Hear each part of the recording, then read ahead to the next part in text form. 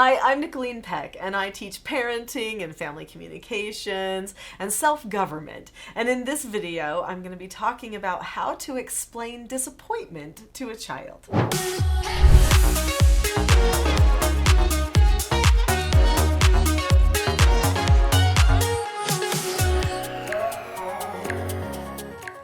During this video, we're going to talk about how to talk to your child about disappointment.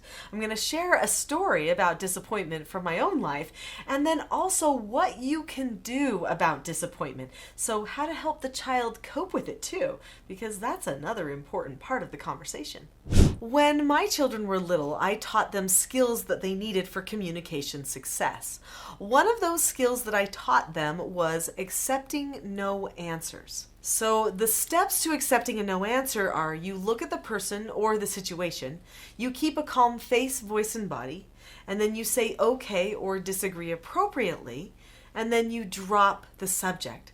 So what that means is that you acknowledge, I'm getting a no answer, or things are not going my way.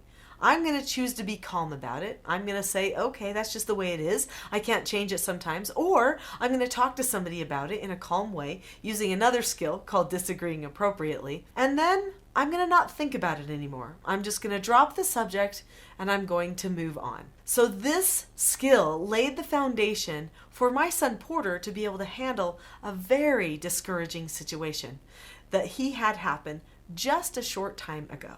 My son Porter, who is my youngest child, he's 17 years old, he loves soccer. And for years and years, he has played soccer. He's played on club teams and different rec teams, and he also has played on school teams, so over at the local high school. Well, recently, he decided that he was going to be trying out for the high school team again. Now, he was pretty convinced that he would make the varsity team because he had already played on the JV team and he played really well. He also had improved in his soccer abilities a lot. He had worked out at the gym, he'd done lots of extra training, he was faster than he ever had been before. He knew he could make that varsity team. So he went to the tryout, and before he was going to the tryout, he said, "Mom, what if I don't make it?" And I said, "Well, Porter, that's always an option, right?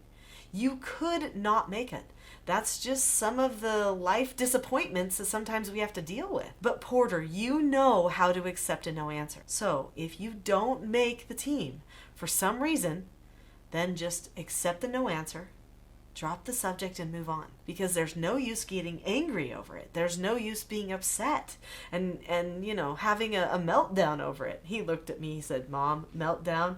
No, really. He doesn't have meltdowns. I know that. But I also know he might internalize it kind of deep and say, that must mean I'm not good enough, right? When that's not always necessarily what it means when you don't make a team.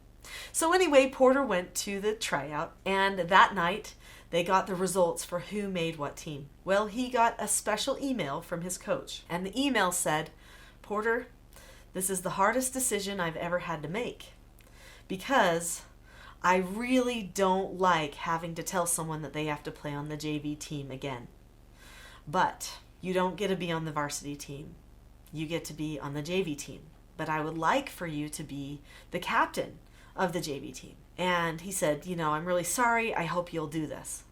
Well, Porter read the email to me, and he said, "Well, I guess that's cool that I'm going to be the captain of the JV team." He said, "But it is kind of disappointing, isn't it? Because I really wanted to be on that varsity team. And now I know that even the coach wanted me probably on the varsity team. But there was enough people that he had to decide who wasn't going to be on the varsity team, and I got chosen." It was hard, but when we talked about it, we talked about how he could accept that no answer and drop the subject, and how pretty much he'd already done that, and he was doing such a great job. He was able to move on and lead that JV team to lots of victories. In fact, his JV team did fantastically. And I know that next year, the coach is looking forward to having Porter on the varsity team, even though he didn't get to be on the varsity team this year. So this was a vital skill that helped Porter. This is part of the how. How do you help a child prepare to handle disappointment? You teach them the skills they need for success. And one of those vital skills is learning how to accept a no answer. Now we want to talk about how to explain the disappointment feeling to a person in order for them to fully manage it. But before we talk about how to explain disappointment to a child, hit that subscribe button. You are going to have a treasure trove of videos at your fingertips when you are subscribed to this channel. They come out new every day, so subscribe now. There was a time with all of my children where we had to have a little heart-to-heart about disappointing things. There's going to be something that happens, right? Maybe you lose something, or somebody says something that's unkind, or you didn't get something you wanted, like I mentioned with Porter not making the team. But when he was little, there were other little disappointments that happened along the way. I remember that he lost something that was very dear to him. In fact, his sister London lost something that was even more dear to her. She lost her little baby doll, who she called Emma. She took Emma everywhere with her, and she could not find Emma anywhere. London came to me with tears streaming down her face. "Mom, I can't find Emma." And of course, my heart is just broken because I know how much she loves Emma. I said, "London, let's take some deep breaths and we'll see if we can locate Emma." So we looked all over. London got calm enough to go on the search with us, and we looked for her little baby Emma, but we could not find it anywhere. Emma was lost. Truly lost. In fact, it kind of amazed me because Emma was almost always attached to London. I didn't know how Emma could go missing. So at that point, London got very sad. She started to cry again. She was probably 4 years old at the time, maybe 5. And I said, "London, it's time for us to talk about disappointments. Right now, we've lost Emma and we can't find her. And that feels really disappointing. Sometimes it feels like sadness. It feels like we wish something could go a different way.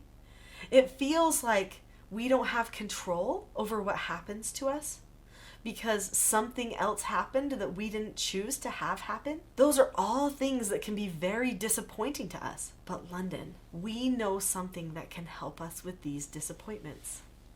And that is accepting a no answer. Do you remember how to accept a no answer? And she said, "Oh, yeah, you look at the person, you keep a calm face, voice, and body, you say okay or disagree appropriately, and then you drop the subject." And I said, "That's right, you know all the steps. Now we're going to look at this situation of losing Emma. That's the person, okay? We're going to look at that situation, and we're going to think, I've got to be calm. We'll find Emma sometime." I think it's important for people to know there's hope, that things aren't always lost. Things can change for the better, and that's an important thing to explain to children when they're understanding disappointment. So I said, we might find Emma, and if not, if we look for a while and we still never find Emma, I'm sure there'll be another time where we can get you another baby doll that will be really special to you too. So I said, let's do this. Let's accept the no answer. So she looked at me, she kept a calm face, voice, and body, and she said, "Okay, I can be okay." And then she dropped the subject. She still kept looking for Emma for a while, but she was not upset. She was not crying or sullen. Instead, she was hopeful, and I think her search was a lot better because of that. Now, you've got to know the end of the story. So, the end of the story is we did find Emma, but it was not until about 3 weeks later. Somehow, Emma had been tucked underneath a bed, and we never thought of looking under that particular bed. And so, we did not find Emma for 3 weeks, but when we did, London knew that there truly was a light at the end of her disappointment tunnel, and that she had done the right thing by choosing to be calm and being okay until she could find Emma and know that everything truly would be okay. She learned the power that she had within. When you're talking to children about disappointments, they need to recognize they have the power to choose to be okay, and they have the power to have hope for the future. They don't have to have it tear them down. They have that much power with their own choices.